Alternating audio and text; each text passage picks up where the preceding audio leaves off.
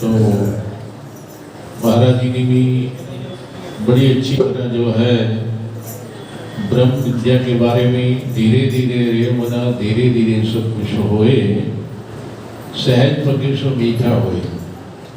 अगर आप अपनी नित्य नेम को नहीं छोड़ेंगे, धीरे धीरे आपको क्या होगा। कहते भगवान जैसे तुलसीदास जी को देव ने कहा कि मैं आपको डायरेक्ट भगवान को नहीं बुला सकता हूँ, लेकिन आप एक जगह चले जाओ, वहाँ पर हनुमान जी आते हैं और सबके पीछे वो बैठते हैं, सबके बाद में वो जाते हैं, वो आपको मिला सकते हैं। अगर आप अपने नित्य नेम को नहीं छोड़ोगे, क्योंकि इंसान भोजन समय पर पा लेता है, सोना समय पर होता है, और टीवी आदि हम नहीं छोड़ते, इधर उधर बैठना नहीं छोड़ते, चुगली विद्या नहीं छोड़ते, एक दूसरे के अपनों को जो है हम पकड़े बैठते हैं, बैठे रहते, बुद्धि ऐसी बना लेते हैं, इन चीजों को नहीं छोड़ते। जो पकड़ना है उसको हम नहीं पकड़ते, इसलिए छोड़ना ये है और पकड़ना कहते अच्छा मार्ग है, सत परमात्मा का नाम है। इसलिए बंधु, जैसे कल लोग पूछते थे धन त्रयोदशी है, क्या करना चाहिए, तो धन त्रयोदशी धन्वंतरी वैद्य जो समुद्र में से आपने सुना होगा 14 रत्न निकले थे, उसी के नाम पर ये धन त्रयोदशी के आप जो है इस दिन कुछ ले सकते हो, कोई बर्तन आदि कोई चीज ले सकते हो, और आप लक्ष्मी नारायण भगवान का पूजन करो और उनके लिए आप जो है कपड़ा आदि ऐसा कुछ समर्था के हिसाब से कुछ दान कर सकते हैं। ये पर्व आदि इसीलिए होते हैं कि पर्व के ऊपर आप अपने हाथों से अपने कल्याण के लिए अपने धन में से जो है कुछ निकाल करके प्रभु के अर्पण करते रहो। और कई लोग पूछते हैं कि जब विद्या इसमें क्या करना चाहिए। देखिए, कल से आप दिया जलाना शुरू करो, लक्ष्मण भगवान का पूजन करो, और दिया जो है 4 मुखा वो जलाना है, और कुछ नहीं कर सकते हैं तो शाम को दिया जलाओ, लक्ष्मण भगवान के आगे देसी दिया लेकर के जो है जलाओ, तो आप बहुत आदि व्यंजन से बच सकते हैं। और 21 तारीख को हम जो है बहुत भ्रमित हो जाते हैं, क्योंकि आजकल यूट्यूब में जो है अनेकों जो है अपना अपना भाव लेकर के प्रकट करते हैं, लेकिन हमारे कुछ विद्वानों ने ऐसा जो है निश्चित कर दिया है, और हमारे जो यंत्री है उसमें भी निश्चित है कि जो दिवाली मनाना है वो 21 तारीख को ही शुभ होगी। तो आप 21 तारीख को ही मनाओ, और मनाने का मतलब कि आप अपने बच्चों को भी ऐसे जो है इतना पैसा दुरुपयोग मत करो कि बम चलाते हुए प्रदूषण भी हो जाए, और हो सके कोई चोट लग जाए, कोई आग को लग जाए। लेकिन हमें करवाना क्या है, कहते उनसे जो है ऐसा तुम घी का दिया जलाओ, खुशियां मनाओ, वो तो अच्छा है। लेकिन आज समाज में हम देखते हैं जैसे होली मनाई जाती है, उसमें पता नहीं लाखों करोड़ों रुपया बर्बाद कर देते हैं। लेकिन उस वक्त तो जो है होलिका की बहन जो था उसमें आहत था, और प्रहलाद जो था वो कहते हैं उसके ऊपर लकड़ी के ऊपर बिठाया, और होलिका ने कहा मैं तो जलूंगी नहीं, और ये जल जाएगा, क्योंकि मेरे ऊपर ब्रह्मा का दिया हुआ ब्रह्मा की चादर है, तो मैं तो जलूंगी नहीं। लेकिन परमात्मा जिसको मारना चाहे वो मार सकते हैं, जिसको रखना चाहे वो रख सकते हैं। हमेशा आप अपने परम पिता परमात्मा के ऊपर विश्वास न करके अपने सत्य को मत छोड़ना। ये तांत्रिक आदि जो भी लोग क्रिया करते हैं उसमें कभी भी उनकी जो है विजय नहीं हो सकती। विजय उसी की होती है जो सत्य पर चलता है, जो अपने मार्ग को अपना लेता है और अपने मन में ऐसी धारणा बना करके अपने आत्मबल को बढ़ा लेता है। आत्मबल जिसका बढ़ा हुआ होता है वो कभी भी जल्दी गिरता नहीं है, और कभी भी वो इन भ्रमों में पड़ता नहीं है। इसलिए आप लोगों ने इस कहते संसार में रहते हुए, परिवार में रहते हुए आपने उस सच से जुड़ने की कोशिश करना है बंधो। और हमारे जो है कुछ ऋषियों ने भी ऐसा ही हमें वर्णन किया है, उसी के माध्यम से उनको समझ करके हमने अपने जीवन को वैसा बनाना है और संतों के सानिध्य में आकर के ऐसी जगहों में हमने उस परम पिता परमात्मा से जुड़ना है। और हम लोग क्या करते हैं कि थोड़ा सा भी काम हो तो हम अपने नित्य नियम को छोड़ देते हैं। ये बहुत कमी है। कहते हैं कि चाहे दुनिया का जितना भी कोई जरूरी काम हो, लेकिन परम पिता परमात्मा का अगर तुम कोई ऐसा आपने जीवन में नियम लिया हुआ, उसको नहीं छोड़ना है, क्योंकि भगवान भी देखते हैं कि इसका नियम कितना पक्का है, तो उसको मत छोड़ो। मेरे को मैं आपको बताता हूँ, लोग कहते हैं आप इधर आना भवन में ये हो, तो मेरी पहली ये शर्त है कि मैं कभी भी ये पाठ नहीं छोड़ सकता हूँ। अगर बुलाना है तो मेरे को जिस रविवार से पहले यहाँ पहुँचाना है, चाहे कहीं भी बुलाओ। लेकिन हमारा ये नियम है, भगवान जी की ऐसी विशेष जो है कुछ कृपा है कि हम इसको नहीं छोड़ सकते हैं, क्योंकि ये दुनिया आना जाना ये बना ही रहेगा। और ये लक्ष्मी भी, मैं तो भगवान से प्रार्थना करता हूँ कि ईंट पत्थरों पर ये पैसा कम लगे, लेकिन ऐसे कोई कार्य, संत लोगों का आगमन और भगवान की कथा और बैठ करके जिसमें हम निश्चिंत हो करके शांति से उस परमात्मा का नाम इन कानों से सुन सके और दर्शन कर सके, ये जीवन में बहुत दुर्लभ है। क्योंकि ईंट पत्थर हमने देखा तीर्थों में, फोरनों में, सब जगह देखा कि इतना करोड़ों रुपया लगा करके भी वहाँ कई जगह आज रद्द करने के लिए भी लोगों के पास पैसा नहीं, इतनी हिम्मत नहीं जुटा पा रहे हैं। तो मेरा तो ये भाव है कि अगर परमात्मा आपको लक्ष्मी देता है तो अपने जीवन में आप ऐसा पाठ करवाइए और आप भी खुद पाठ कीजिए और संत महापुरुषों को, ब्राह्मणों को बिठा करके जो है, अगर आप ऐसा मान लो आप सुंदरकांड करवाते हैं, अगर आपका 10,000 रुपया लग भी जाता है तो कहते हैं उसका अनंत गुना। क्योंकि हनुमान जी कहते हैं कि एक बार तुम जो है मेरी शरण में आ जाओ, मैं तुम्हें भगवान की शरण में पहुंचा दूंगा।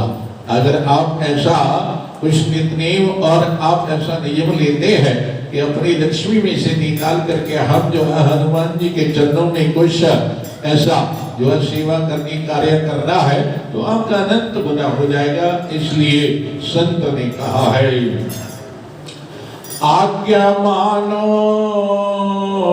प्रभु की,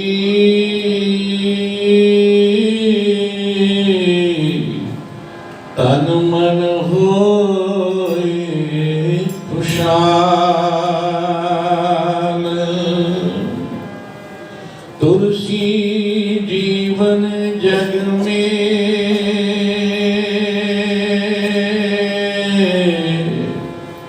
एको यही है कमाल, एको यही है कमाल। अपरम तो अपार तो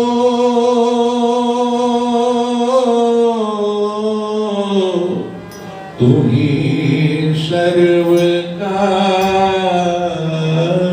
रक्षक,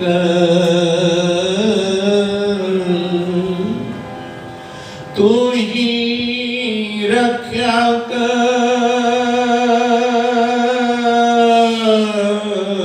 तू ही बख्श कर, तू ही सर्व का जीवन। दीन बंदगी मांगे ओ,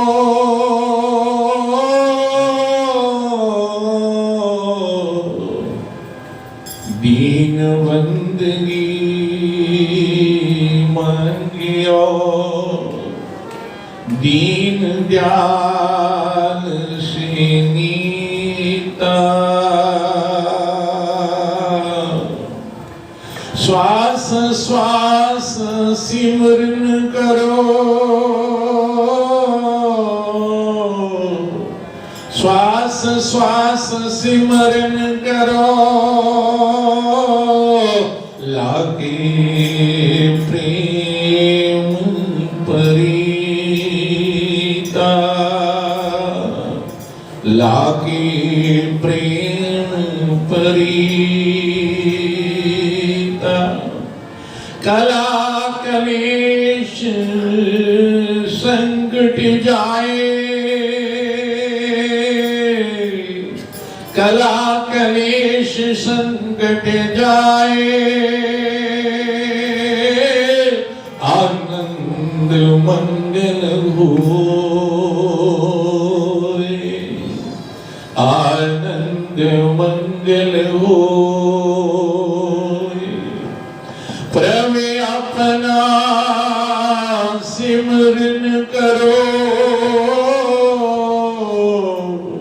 प्रभु अपना सिमरन करो,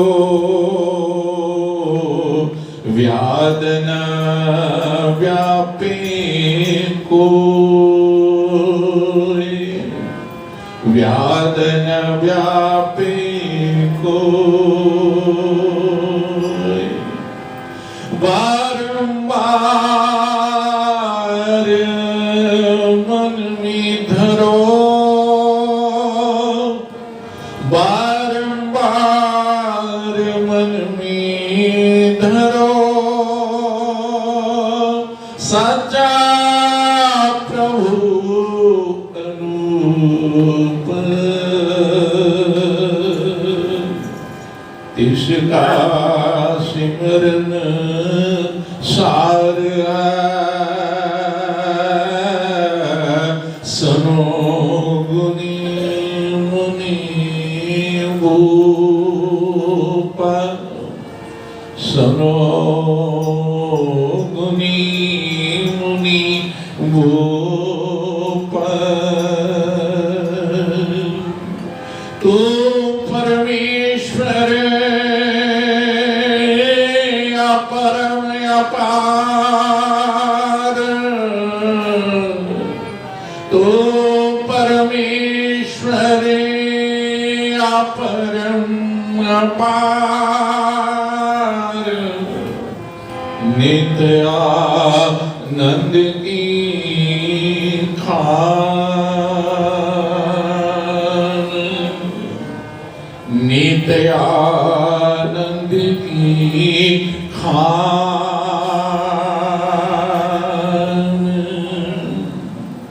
सतगुरु पूरे की सेवा से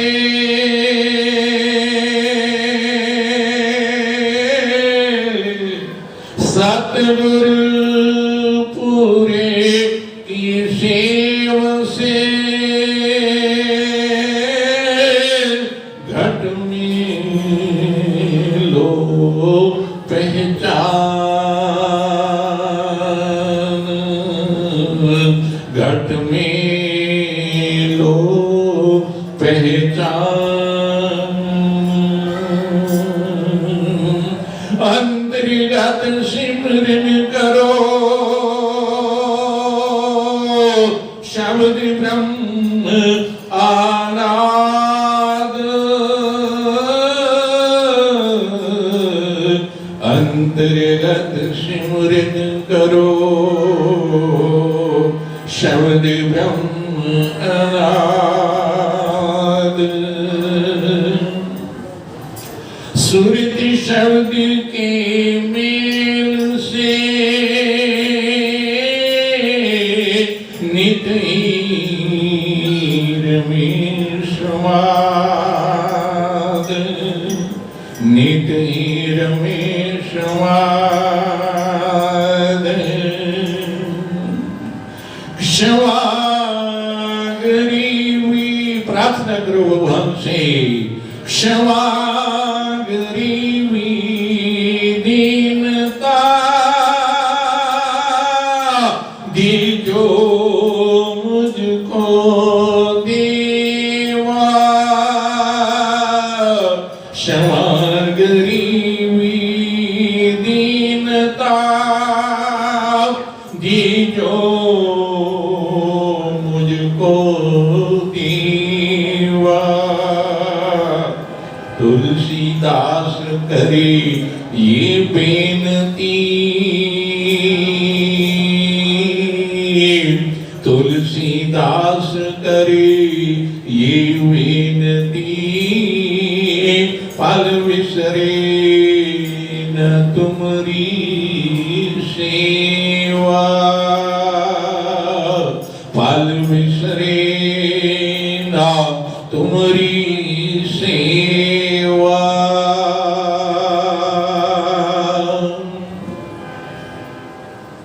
कितना आनंद आता है जब सुंदरकांड का पाठ हो रहा था। एक लाइन में जब कोई बोलता है उसमें इंसान अपने इस शरीर की शुद्ध बुद्ध को भूल जाता है।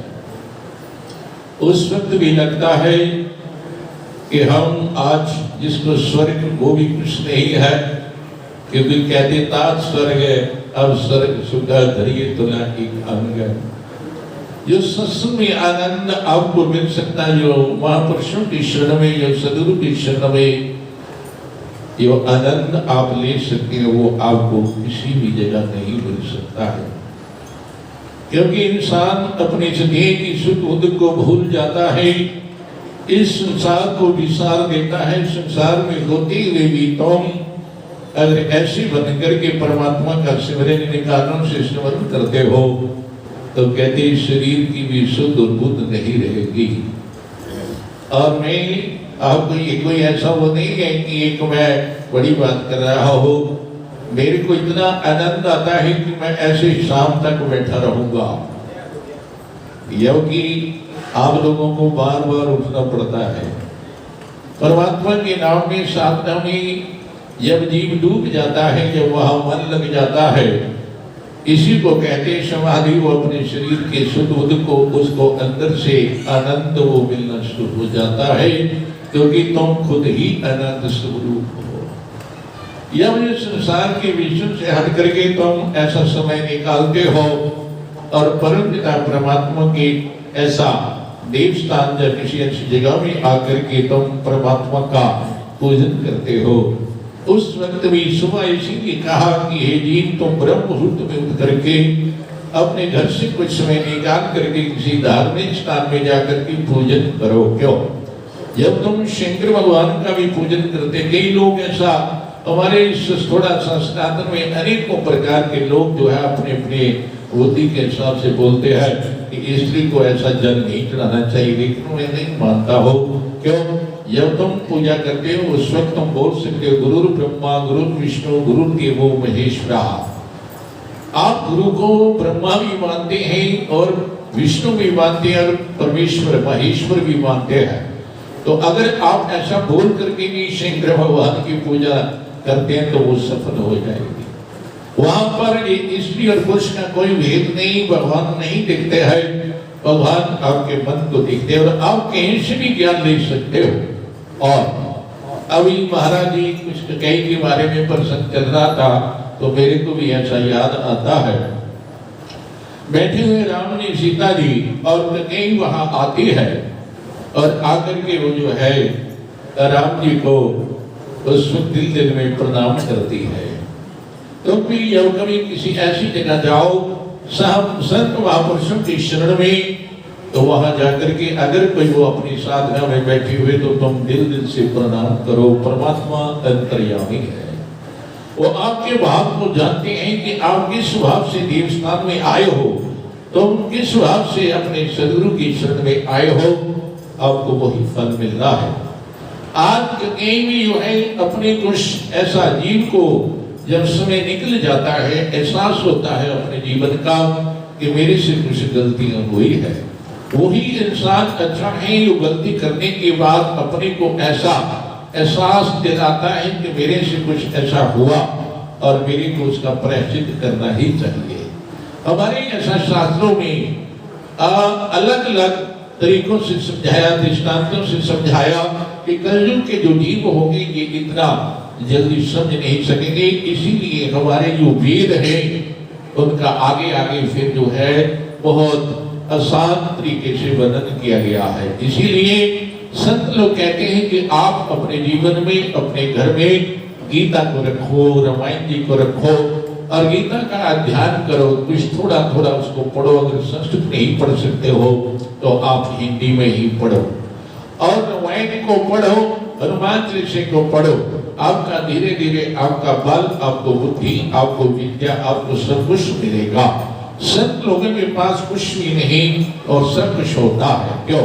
क्योंकि कुछ कैसे, क्योंकि कहते हैं कमी किसको होती, कमीनों को कमी होती है। वो कहते कंगाल तो वही होता है जो परमात्मा से नहीं जुड़ता है, जो परमात्मा का सिमरण नहीं करता है। इसलिए कहते हैं अपने आप को ऐसा मान करके अगर आप अपने आत्म बल को बढ़ाओगे तो आप किसी से हार नहीं खाओगे।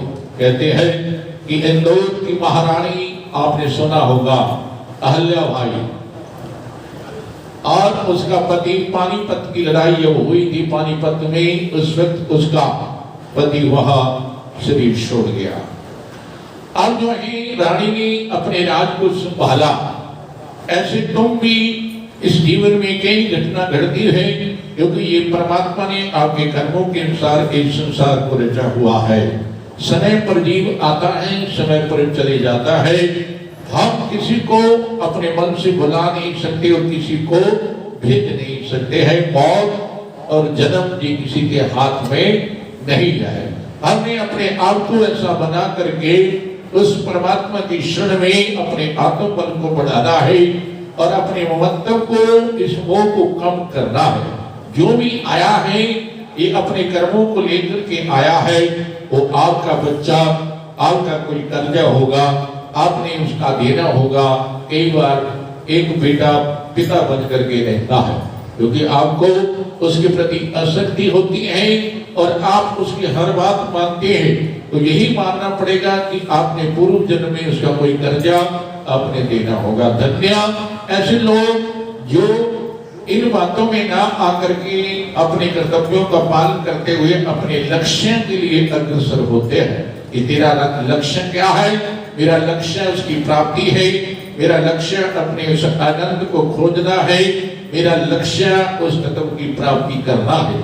लक्ष्य जीवन का दूसरा होता है, लेकिन ये इस संसार में आकर के इतना ममत्व, इतना मोह से ग्रस्त हो जाता है कि अंत काल जो है, अंत पता सुगता, उसको उसी से प्रेम होता है, उसका वही जन्म होता है।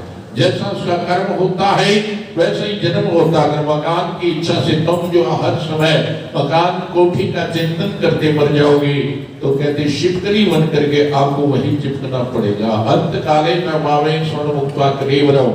अंतम इंसान की सोच कैसी है, तुम्हारी बुद्धि कैसी है, तुम किसका विचार कर रहे हो, तुम क्या मन में सोच रहे हो। इसीलिए कहते हैं जन्म जन्म यत्न कराही, अंत काल के प्रभु आप तना है। ऋषि लोग भी बड़ा यत्न करते हैं कि हम जब इस संसार से विदा, जब हम इस संसार को छोड़े उस वक्त हमारा मन उस परम पिता परमात्मा की शरण में, हमारी याद उस परमात्मा की बनी रहे। तो तुम भी अपने गृहस्थ में रहते हुए हमेशा परमात्मा से प्रार्थना करना है कि प्रभु एक तो मेरे जीवन में जो है मेरे को दीन बंदगी कहती है कि मेरे को ऐसा दीन का मतलब कि अपने को झुकाना, जब फल आते हैं वृक्ष को वो झुक जाता है। अगर आपको ज्ञान की प्राप्ति हो जाती संतों के सानिध्य में बैठ करके तो क्या होगा, आपके अंदर से अहम चला जाएगा।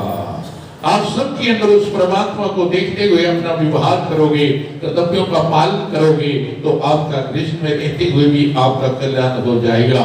आज अहल्याबाई उसके पति का देहांत हो जाता है और बहुत यज्ञ आदि उसने हवन आदि की, जैसे दृष्टि ने भी जो है यज्ञ किया और पुत्र यज्ञ करने के बाद जो है पुत्रों की प्राप्ति हुई। इसीलिए ब्राह्मणों के पास, सब ज्योतिषियों के पास जाकर के अपना पत्र दिखाते हैं कि इसमें क्या लिखा हुआ, इसमें दशा के हिसाब से क्या आ रहा है, इसलिए जाते हैं। तो कई बार जो है बड़े यज्ञ करने पड़ते हैं, हवन आदि करना पड़ता है, बहुत उपाय करने पड़ते हैं। आज भी दुनिया आती है, पूछते हैं कि महाराज इतना समय हो गया है, हमें कोई ऐसा किसी जीव आत्मा की प्राप्ति नहीं हुई है, तो ऐसा उपाय करने पर वो जो है उसका काम होता है। तो अहल्या बाई जो है उसके बड़ी यज्ञ आदि, हवन आदि जो भी उपाय बताए गए थे, तो उसको एक पुत्र की प्राप्ति हुई। इकलौता बेटा है, लेकिन उसका पिता जो है कुछ समय के बाद जो है वो पानीपत में समाप्त हो जाता है। ये इंदौर की महारानी है और उसने जो है उस वक्त बड़ा बदलाव हुआ, लेकिन लोगों ने कहा आप राज्य को संभालो, धन्य ऐसी नारियां जिनके अंदर ऐसी शक्ति है, आपके अंदर भी शक्ति लुप्त है लेकिन तुम उसको जान नहीं पाते हो। हर इंसान के अंदर वो पुरुष हो वो नारी हो, सबके अंदर वो शक्ति की कोई आत्मा, उस परमात्मा का अंश सबके अंदर वो ही है।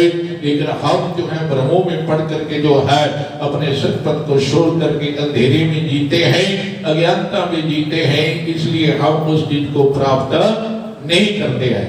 ये इसीलिए जो है सत्संग आदि रखे जाते हैं और ये सुंदरकांड की आप किसी देवता से जुड़ करके उस परमात्मा को, जब हनुमान जी भी लंका में जाते हैं तो उसने जिस भक्त को देखा कि यहाँ भी कोई भक्त तो होगा, किसको देखा जहाँ तुलसी लगी हुई थी। इसीलिए कहते हैं कि तुम अपने घर में तुलसी लगाओ और तुलसी के आगे दिया जलाओ। तुलसी जो है ये साधारण पौधा नहीं, गंगा कोई साधारण नदी नहीं है, इसलिए हमें समझना है। तो हनुमान जी ने भी देखा कि जहाँ पर तुलसी लगी हुई तो यहाँ कोई ना कोई तो भक्त होगा, नहीं तो तुलसी तो लग नहीं सकती है।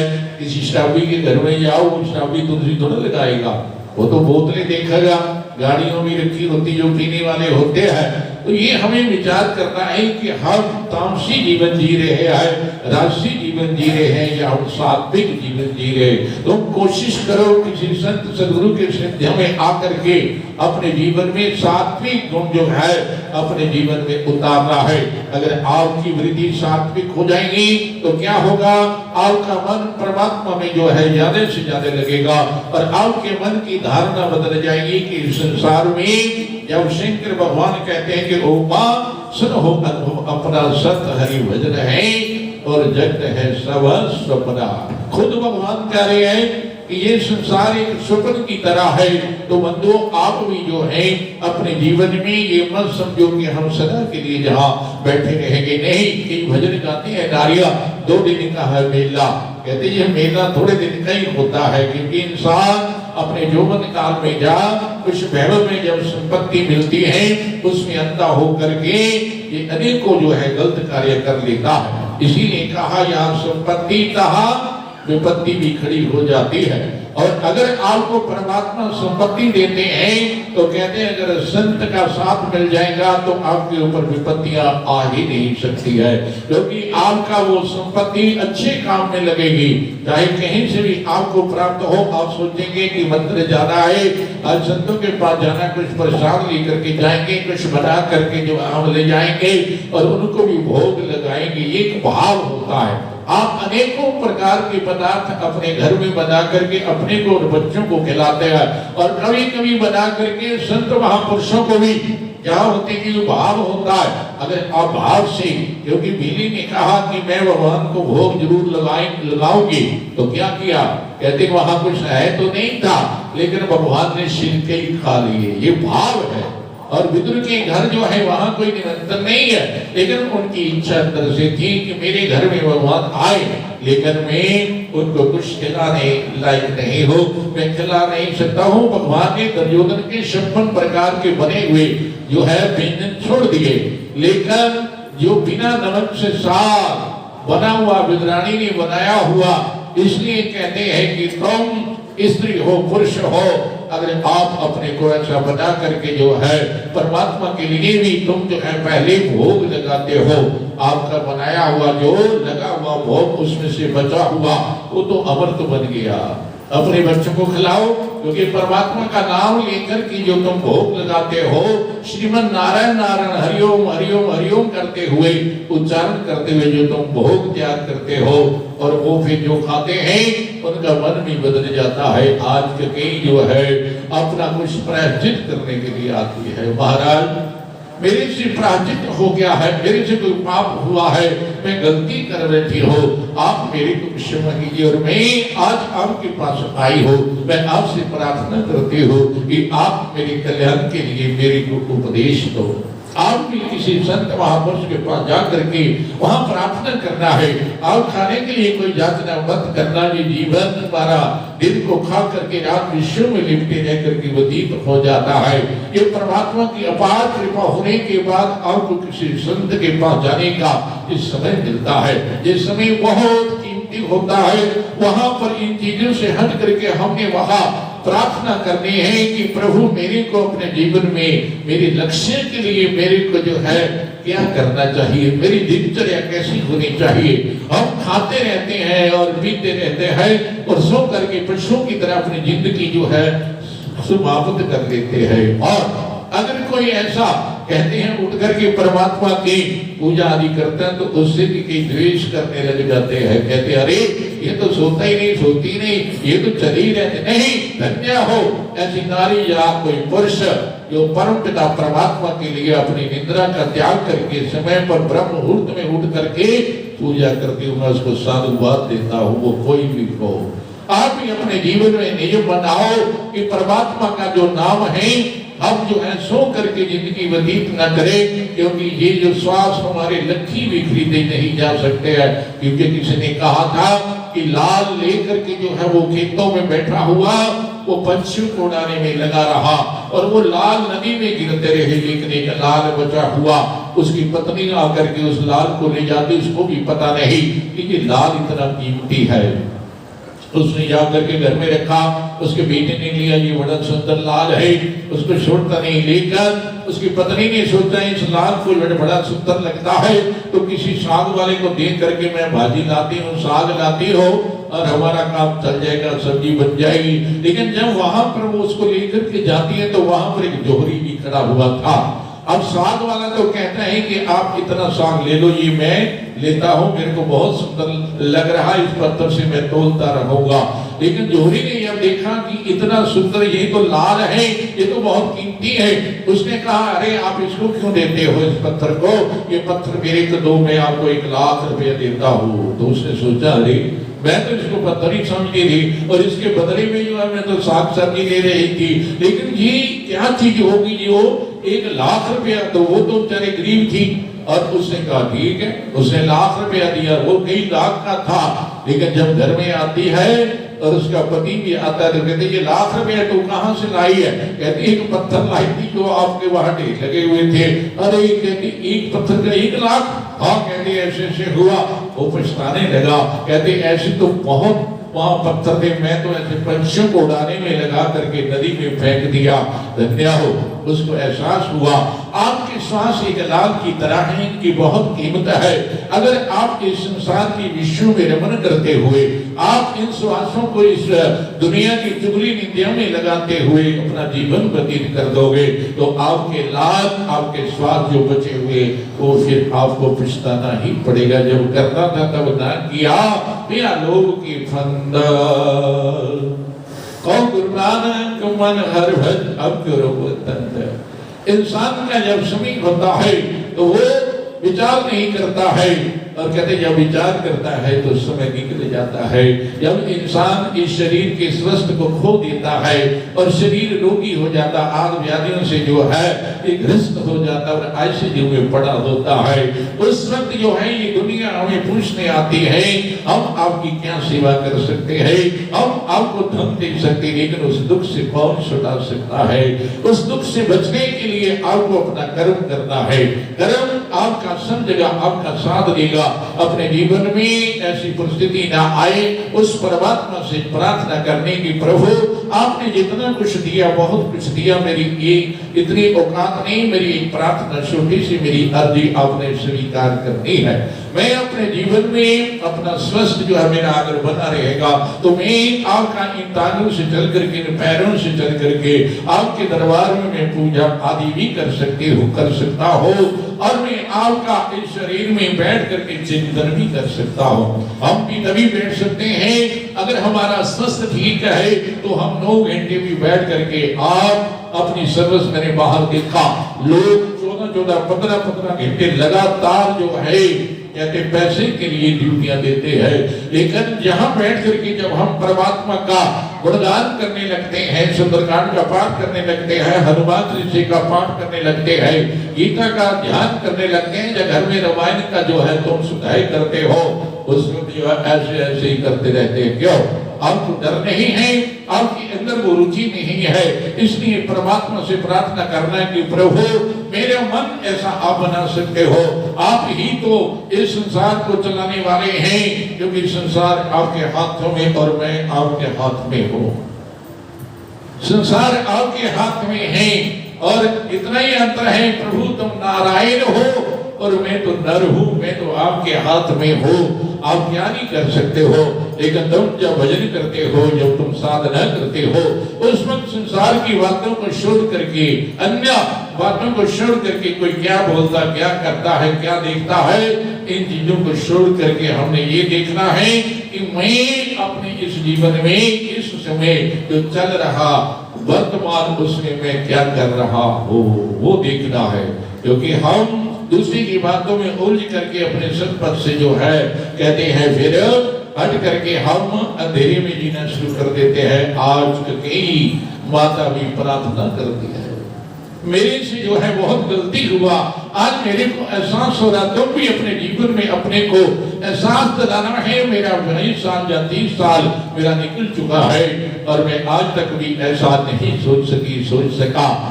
अगर तुम आज भी सोचने लग जाओगे, आपका अगला जीवन वैसा हो जाएगा, आपको आनंद आना शुरू हो जाएगा और तुम राजा सुप्रीम पावर प्राप्त कर सकते हो।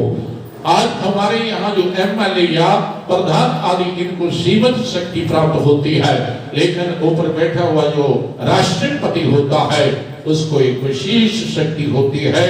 वो किसी भी फंसी को जो है वो कहते हैं कि वो माफ कर सकता है। हम तुम और सुप्रीम पावर उस परमात्मा के बच्चे हैं। अगर तुम अपने आप को ऐसा एहसास दिलाओगे कि प्रभु आप तो जो है व्यापक रूप में सब जगह बाहर और अंदर विराजमान है, आप जानते हैं, और मेरी छोटी सी प्रार्थना, मेरी छोटी सी अर्जी आपने स्वीकार कर दी है। आज तो कई माता भी अपने को एहसास ऐसा करके कि मेरे से गलती हुआ, लेकिन राम जी क्या कहते हैं, जो ऐसे कहते हैं विशेष लोग और अवतार में आते हैं, कहते उनका दिल ऐसा होता है वो छोटी छोटी बातों में कभी उलझते नहीं है। जो संत महात्मा भी जो ज्ञानी होते हैं वो छोटी बातों में कभी नहीं उलझते हैं, क्योंकि उनको पता होता है इंसान जो है कहते हैं ये अपने कर्मों के अनुसार जो है ये कर्म करता है और उसी में उलझा रहता है। लेकिन जो ज्ञानी, इसीलिए भगवान ने गीता में कहा आर्थ अर्थार्थी जिज्ञासु ज्ञानी, इनको ज्ञानी बहुत प्रिय है। अगर आप भी अपने जीवन में ज्ञान ऐसा प्राप्त करके उस परमात्मा की शरण में आ जाते हो तो भगवान कहते हैं वो मेरे को बहुत ही प्रिय है। और तुलसीदास ने भी लिख दिया कि भक्तिवंत नीचो प्राणी मोहि प्राण प्रिय अस्मम वाले, मेरे को बहुत प्रिय लगता है। वो कोई भी किसी भी जगह हो, अगर वो मेरा नाम जपता है, मेरी शरण में आ जाता है, और भक्तिहीन गुणगण कैसे लवन में न हो, जैसे अगर तुम अपने जीवन में परमात्मा का सिमरन नहीं करते हो, दुनिया के ठेके ले लेना, दुनिया का जितना मर्जी पैसा इकट्ठा कर लेना, ये यहाँ कहीं धरा धरा ही रह जाएगा। अगर उसके साथ साथ तुम जो है अपने लक्ष्य को भी तय करोगे तो क्या होगा। कहते ना बच्चे को तुम पढ़ाते पढ़ाते फिर क्या करते हो, बीच में 1 साल की ट्रेनिंग कुछ देते हैं कि इसका एक टेस्ट दिलवाना है कि इसको MBBS डॉक्टर बनाना है, तो उसको एक विशेष जो है टेस्ट होता है 1 साल के लिए, उसको विशेष ट्रेनिंग लेनी पड़ती है। ऐसे ही अपने जीवन में तुम अपने कार्यों को करते हुए, अपने बच्चों के बीच में रहते हुए, आपने जो है उस परमात्मा से प्रार्थना करनी है कि मेरा जो टेस्ट है कि आपकी एक शरण में लगने का, प्रभु मेरे को अपनी शरण में ले लेना। मैं वो बच्चा हूँ, मैं ऐसा कुछ भी नहीं जानता हूँ। जब तुम अबोध बन करके, जब बच्चा टोटली बात बोलता है, एक छोटा सा बच्चा, उसको हर इंसान की इच्छा होती है, हर इंसान उससे प्यार करता है। इसीलिए कहा मोहि शर का पिछदरना भावा। भगवान कहते हैं कि मेरे को शर का ये ठीक नहीं लगता है। जैसे बच्चे का दिल जो है बड़ा शुद्ध होता है, इंसान भी अगर भगवान की ऐसा कहते शरण में आने पर अपने मन को जो है सदकामतों से निकाल करके उस परमात्मा की आराधना करता है तो भगवान कहते मैं उसका बेड़ा पार करता हूँ, कोई इसको रोक नहीं सकता है। आज भी जो है भगवान की शरण में आकर के प्रार्थना करती, लेकिन राम जी कहते हैं आप ऐसा क्यों सोचते हैं, क्योंकि मेरी ही इच्छा थी, मैंने ही तो ये देवताओं ने तो कहा सरस्वती को जाकर के उसकी जीवा पर बैठ करके जो वो चाहती वैसा नहीं होगा।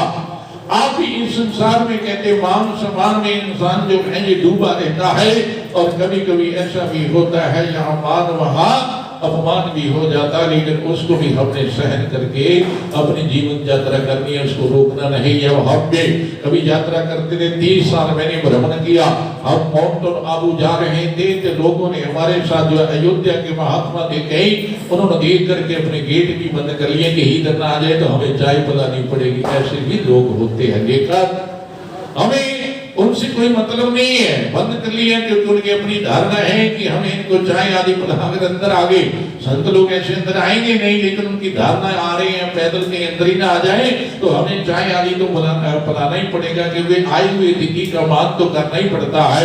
और अतिथि एक भगवान का रूप होता है, जिनकी ऐसी धारणा होती है वो कभी भी इन चीजों से नहीं डरते। वो कहते दिया हुआ भगवान का अगर ऐसे कोई अचानक अतिथि आता है उसकी अर्पण कुछ तुम करते हो, आपका यज्ञ हो जाएगा। बहुत बड़े यज्ञ करने पर भी युधिष्ठिर ने बहुत बड़ा अश्वमेध यज्ञ करने पर भी बाद में जो है बड़ी उसकी धूम मच गई, बड़ा भारी यज्ञ हुआ अश्वमेध यज्ञ। दुनिया आज जो है अपनी बेजा के लिए कहते 20 लाख वाला आ रहा है, 50 लाख वाला आ रहा है, क्यों कहते ऐसा एक हम कहेंगे क्या कि जिसमें हमारा नाम हो जाए, नाम के पीछे हम मर रहे हैं। तो अश्वमेध यज्ञ बड़ा भारी यज्ञ हुआ, हल्ला हो गया, शोर मच गया, लेकिन उसमें एक न्योला जिसका आधा शरीर सोने का हुआ वहां घूमता घूमता आ गया कि इतना बड़ा यज्ञ होने के बाद मैं वहां जाऊंगा और मेरा पूरा शरीर सोने का हो जाए, या वहां आकर के वो घूमता है, दौड़ता है, फोड़ता है, कोई फर्क नहीं पड़ा।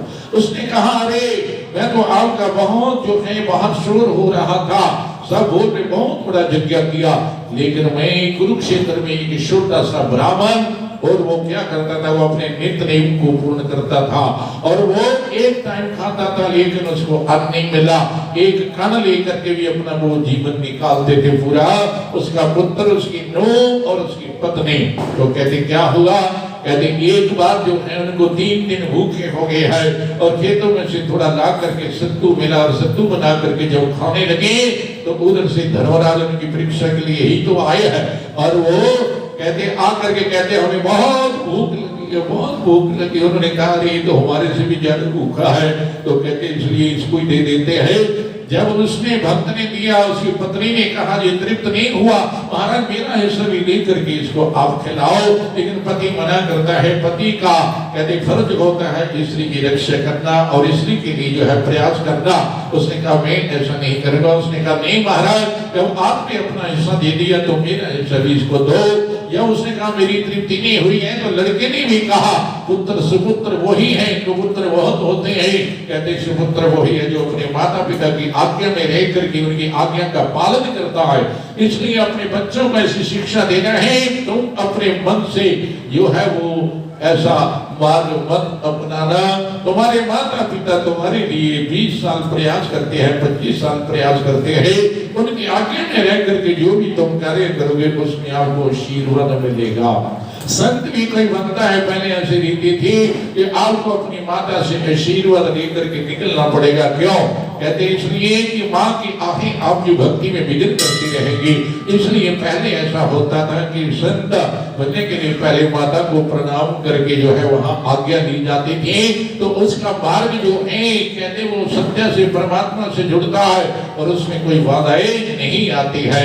आप भी अपने जीवन में किसी का कहते हैं ना कोई ऐसा उसके अंदर से बुरी बात मत सुनो, क्योंकि कोशिश करो कि मैं अपनी तरफ से अच्छा करूंगी, अच्छा करूंगा, ये मेरे लिए जो है मेरे को आशीर्वाद दे तो आपकी यात्रा सफल होगी।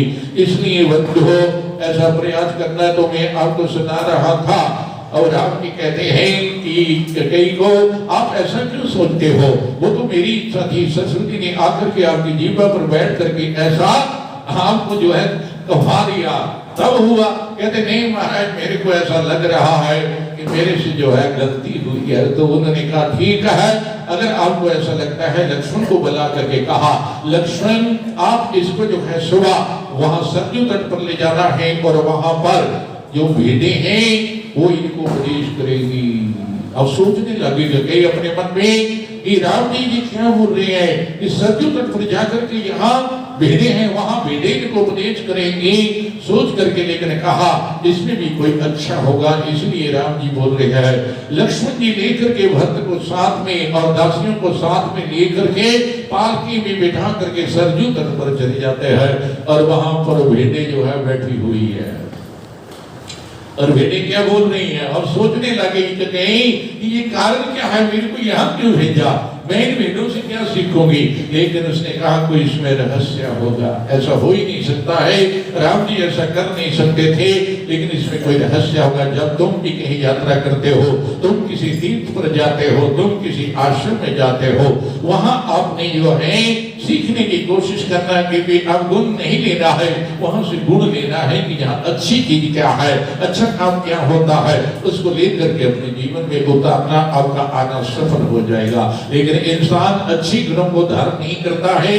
अभी महाराज जी ने आपको सुनाया, याद रखा करो कि जो चाय सामने होती है उसमें जो भी डालते हैं वो नीचे गिरता जाता है, जो कचरा उसमें फंस जाता है। और शब्द जो होते हैं वो अपने अंदर चीजों को लेता है, बुरी चीजों को फेंक देता है। हमने अपने जीवन को शब्द की तरह बना करके दूसरे के अवगुणों को बाहर रहने देना है और गुणों को हमने धारण करना है।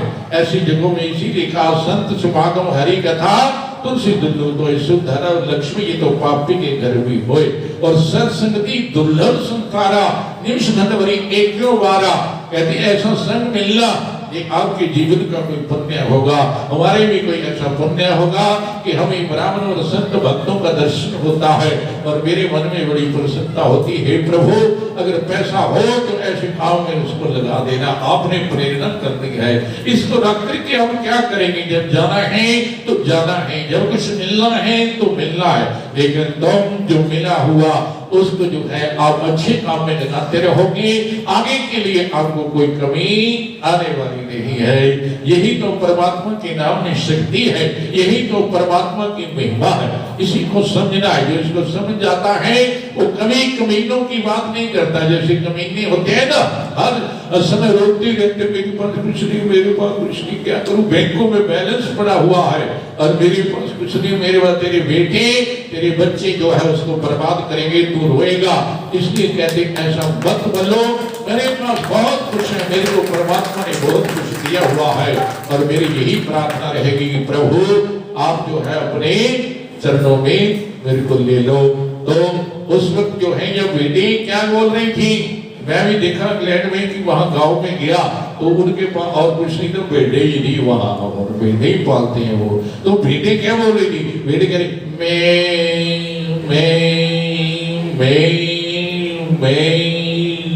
तो कई सोचने लग गए राम जी ने भेजा है तो इसमें रहस्य है क्या, कहती मैं कुछ छोड़ देना है, शक्ति को छोड़ देना, मैं कुछ नहीं हूं, मैं तो उस परमात्मा का अंश हूं और इन अशक्तियों से निकल करके, इस मोह से निकल करके अपने मैं को निकाल करके उस परमात्मा से जुड़ना है। इसीलिए राम जी ने मेरे को भेड़ों का उपदेश दिलाने के लिए यहाँ भेजा है कि वो भेड़े उपदेश करेंगी, उसको वहीं से बोध हो गया। आकर के लक्ष्मण जी इसको कहते हैं, लक्ष्मण मेरे को ले चलो, मेरे को बोध हो गया है। और आगे कई माता प्रणाम करती और कहती है कि प्रभु आपने मेरे को यहाँ भेजा, वहां से मेरे को बोध हो चुका, अब मेरे को कुछ भी जो है बोलना नहीं है। और वो जाकर के अपने भवन में उस परमात्मा से जुड़ जाती है।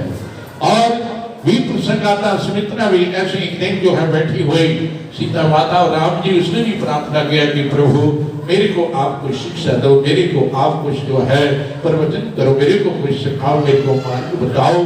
राम जी क्या कहते हैं, उसको कहते हैं सुमित्रा आप पहले ये बताओ आप कौन हो। अभी हरिद्वार से जो आई हुई महात्मा जी, उन्होंने भी कहा कि तुम देह नहीं हो, तुम जो शरीर नहीं हो, आपके अंदर जो बैठी उस परमात्मा का जो अंश, जो ब्रह्म का अंश, कहते हैं ना अंश ही अंश, जैसे दिए में से निकाल करके बत्ती तुम दूसरा दिया जलाते हो, उस दिए में कोई कमी नहीं आती है, दिए जितने मर्जी जलाते जाओ, एक हो बहुत से आओ। परमात्मा के भी उस ब्रह्म के अंदर भी इच्छा होती है कि एक से बहुत हो जाओ, इसीलिए तो ये जितना भी संसार बसा हुआ है ये उसी परमात्मा का ये तो अंश है। हमारे अंदर बैठी हुई जो आत्मा कहते उसको समझना है।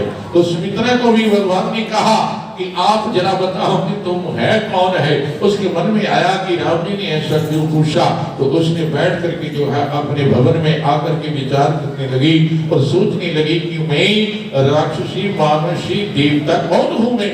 ऐसा उसने जो है विचार करना शुरू किया।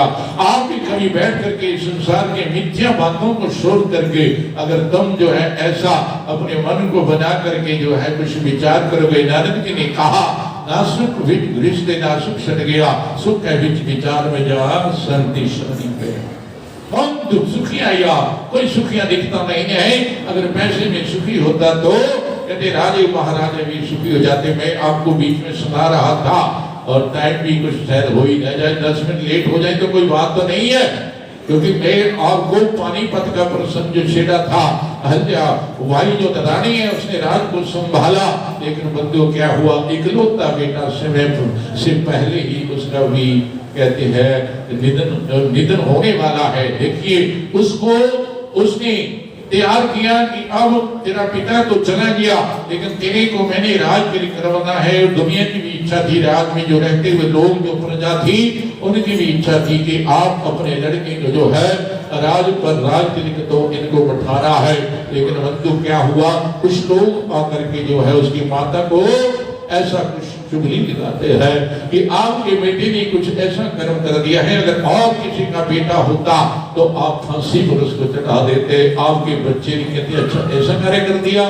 तो उसने जो है पूछताछ किया कि अगर मेरे बेटे ने ऐसा किया होगा तो मैं सोचूंगी इसको क्या सजा देना है।